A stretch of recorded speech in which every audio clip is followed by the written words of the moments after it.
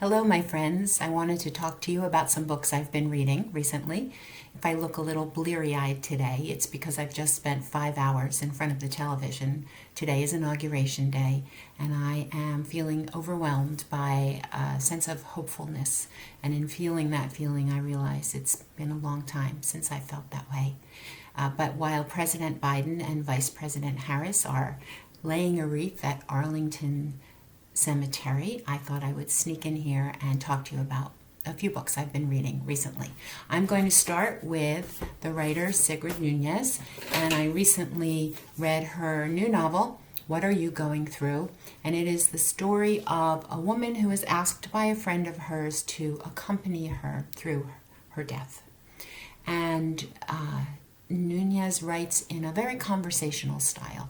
There are moments as I'm reading her work that I think, is this really a novel?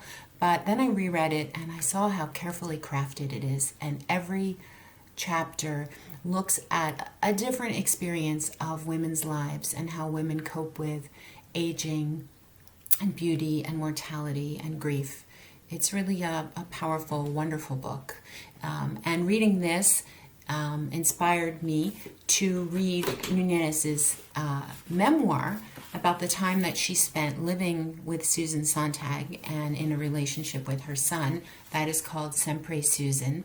Similar style, very interesting thoughts about what it means to be a writer and to dedicate your life to the task of writing. Just looking at Sontag, who was a fascinating figure, and lots of literary name dropping, which was really fun. So I'm enjoying this very much. I also just finished reading Chuggy Bane, which is the winner of the Booker Prize this year, and this is by Douglas Stuart. It is the story of a young gay boy growing up in working class Glasgow with an alcoholic mother and what his family life is like and what their struggles are. It's very dense, intense, yes, depressing, difficult reading. I found it difficult, powerful. The author draws a lot on his own experience, and you really get to see the dissolution of the mother and what happens to the boy. And it's really quite a story. Stuart, this is his first novel. He actually, he grew up in Glasgow. He lives in New York now and had been pursuing a career as a fashion designer, working for companies such as Calvin Klein, Ralph Lauren, Banana Republic. But with the great success of this, his first novel, he is now a full-time writer and working on his second book. So I will look forward to reading that. And prior to that, I spent some time with Rumaan Alam, Leave the World Behind. This is the story of a white family, mother, father, 2 teenage children. When you first encounter them, they are in the car on their way out to the Hamptons because they have rented a house out in the country for their week of summer vacation.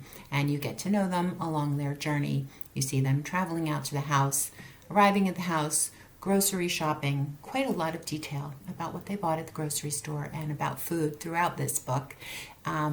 And they are enjoying their vacation for a day or so when there is the old knock on the door. And who is there but an older black couple who are the owners of the home, who say that there has been a blackout in Manhattan. They can't get home. They live on the 14th floor of an apartment building. There's no way to get there. They're scared. And here they are at what to them is their safe country hideaway, and we're coming in and staying with you. So that's going to change your vacation. And in fact, as things evolve, we suspect this might be the end of the world, and we see how the characters respond to what's going on around them. Weird things, frightening things, plus a huge lack of knowledge because our technology and internet dependent characters are unable to access that information. I might have liked to have seen more conflict between the characters. They seem to mesh too quickly, although perhaps it's a frightened people against an unknown world kind of a thing. But it was certainly interesting. Someone who read this book recently said the most notable thing to them was vocabulary. And the author certainly has beautifully crafted sentences. You will never see a character just walk across the room in this book. They will amble or lope or, I don't know, he'll think of some way to say it and craft a really beautiful sentence. So that's what I've been reading lately. And now I encourage you to go find, if you haven't already seen, Amanda Gorman reading the inaugural poem. Just stunning. Thank you.